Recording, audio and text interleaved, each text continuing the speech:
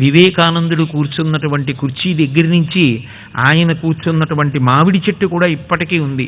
రామకృష్ణ పరమహంస నృత్యం చేస్తుంటే వివేకానందుడు మొదలైన వాళ్ళు చుట్టూ కూర్చుని పాటలు పాడిన గదులున్నాయి.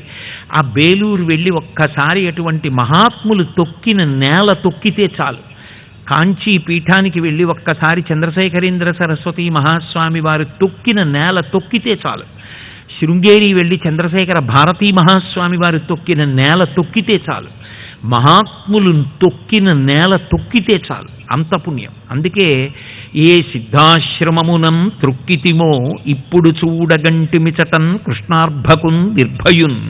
అర్భకుడు నిర్భయుడైనటువంటి కృష్ణుడు ఇంత ఆపద దాటి మాకు దక్కాడు అంటే గత జన్మలలో ఏ పుణ్యం చేశాము అంటే ఏమిటి?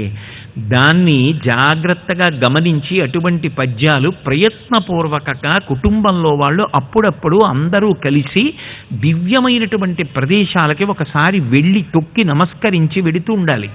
కాబట్టి ఈ మాట చెప్పింది. ఇందులో మీరు జాగ్రత్తగా గమనిస్తే ఒక విషయం అర్థమవుతుంది. వచ్చినటువంటి వాడు తృణావర్తుడు, సుడిగాలి రూపంలో వచ్చి తిప్పేశాడు.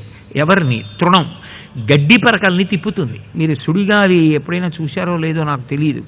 ఆ సుడిగాలి వచ్చినప్పుడు గడ్డి పరకలన్నింటినీ చుట్టి తీసుకుపోతుంటుంది. మేము చిన్నప్పుడు ఏలూరులో కూర్చుని ఉంటే ఆ సుడిగాలి వచ్చినప్పుడు ఎంతో ముచ్చటగా చూస్తూ ఉండేవాళ్ళం, ఆ గడ్డి పరకలు అవి పైకి వెళ్ళడం అదిని.